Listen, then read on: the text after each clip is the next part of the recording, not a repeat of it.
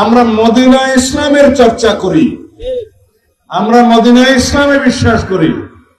এখানে আমরা মওদুদি ইসলামের অনুসারিত নয়। মুখে দাড়িটা পর্যন্ত নাই, বয়সে বুড়া হয়ে গেছে, মুখে এই বয়সে এসেও দাড়ি রাখার গরজটাও হয় নাই। সুন্দর গর্বের সাথে বলে আমরা ওই ইসলাম চাই না, আমরা খালি মদিনার ইসলাম চাই। তো মদিনার ইসলাম কি তোমার ব্যক্তি জীবনে এগুলো শিখিয়েছে? মদিনার ইসলাম কি তোমাকে শরীয়তের বুড়া আঙ্গুল দেওয়া শিখিয়েছে?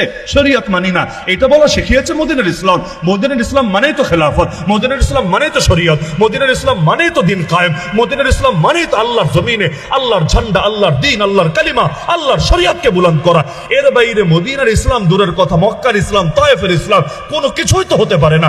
ইসলামের ভার্সন সের একটা লা ইলাহা ইল্লাল্লাহ, এক আল্লাহ ছাড়া দ্বিতীয় কারো আনুগত্য চলবে না। মসজিদেও আনুগত্য চলবে আল্লাহর, মাদ্রাসায় আনুগত্য চলবে আল্লাহর, সংসদেও আনুগত্য চলবে আল্লাহর, কোর্টেও আনুগত্য চলবে আল্লাহর, থানায়ও আনুগত্য চলবে আল্লাহর, প্রতিটা সেক্টরে সেক্টরে আনুগত্য চলবে আল্লাহ।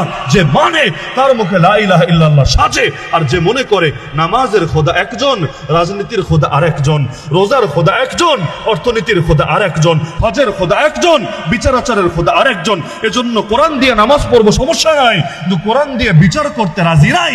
এইরকম কেউ যদি হয়, দুই নৌকায় এভাবে কেউ যদি পা রেখে যায়, সে লা ইলাহা ইল্লাল্লাহ বলতে বলতে